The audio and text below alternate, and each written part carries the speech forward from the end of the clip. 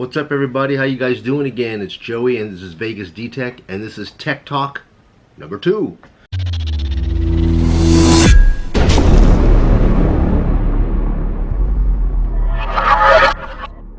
And today, guys, we're going to go ahead and respond to the video that I made last night about what was the best metal detector that you've ever used. Oh my God, I got tons of feedback, tons of comments here from people, and it's just, I think it's interesting, and I think it's worthy enough to let you guys know what viewers like yourself, detectorists like yourself, are actually saying as far as feedback as to what metal detectors they feel is the best that they've ever used.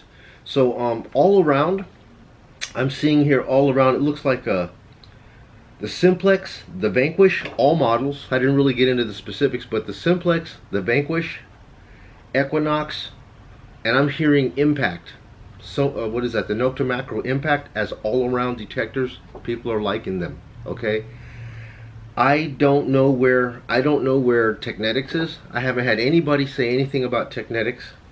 And then we go to Beach. For Beach, it looks like people are absolutely loving the Apex on the beach, and they're loving the Equinox. So Apex and Equinox on the beach.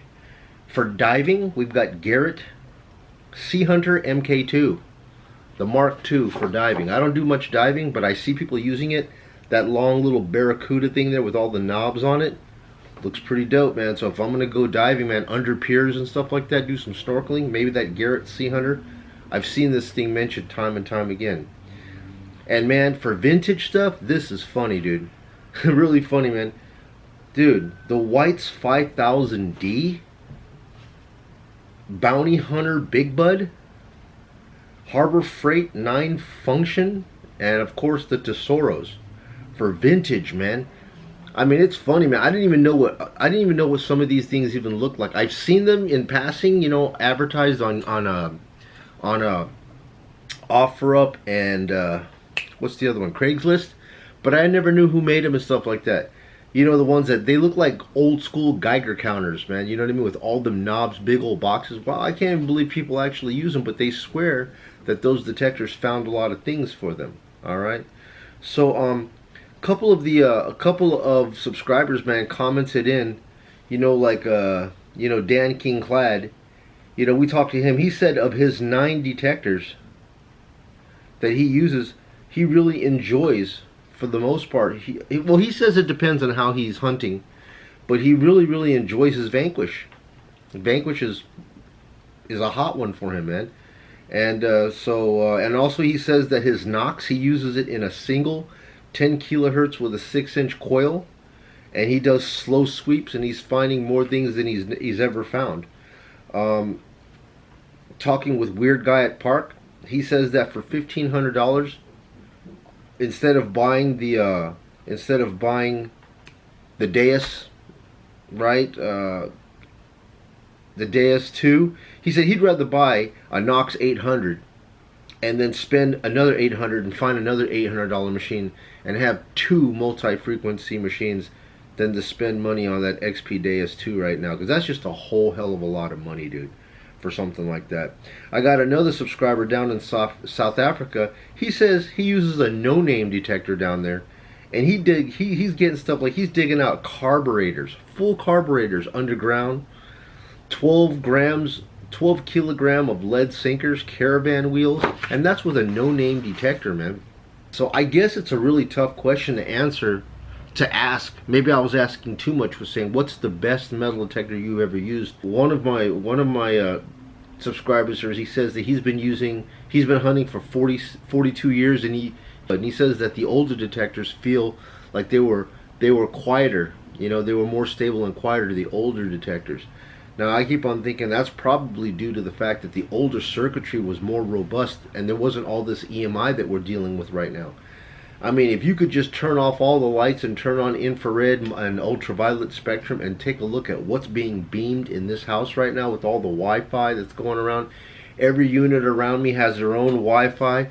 My God, our bodies are being bombarded with Wi-Fi right now. And I can only imagine that if you're, you know, out there at a park, your detector with all the new modern circuitry in it is going to be getting all kinds of interference that is going to be causing, a lot of conflicts, and that's why you're getting all that EMI transmission.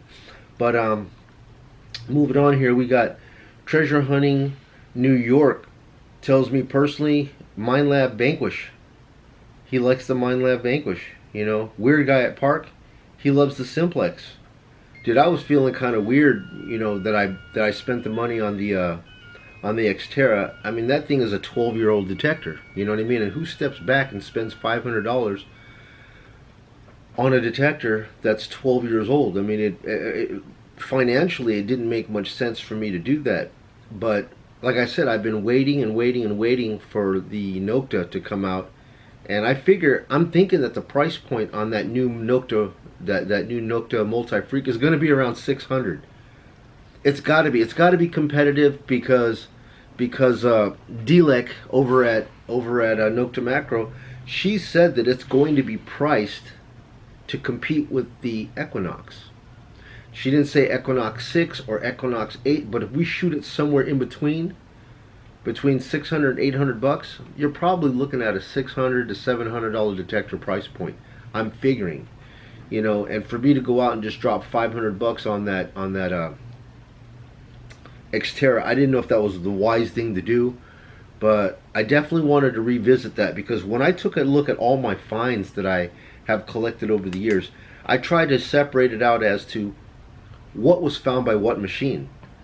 Now, the very first machine I ever used was the Tesoro, and the Tesoro, okay, once again, without being hypocritical and so forth, I found more things with that Tesoro, but that's because I was a newbie. And as a newbie, I didn't know about all the technology that was out there, and I couldn't afford none of it anyways. So I just went to the park and I just dug every single clean beep. If it didn't sound trashy, I dug it. And I had a big old Folgers jar filled with relics, like those Weeblo Scout little handkerchief pendants, Matchbox cars, various trinkets, droppings, keychains, carabiners, stuff. It's not necessarily trash, but there's no precious value to it. And I just filled that jar up with all these finds, and of course, the pull tabs and the throwaway pennies and stuff like that. It found tons of them, but because I was digging everything, I was finding more good stuff, right? Because I wasn't walking over stuff. And I just feel like right now I'm just cherry picking way too much. The new detectors are getting me to the point where I'm cherry picking. Look, man, with what the multi-frequency is offering right now, if I dug every single little hole, I could just be stuck in one little 20-yard patch.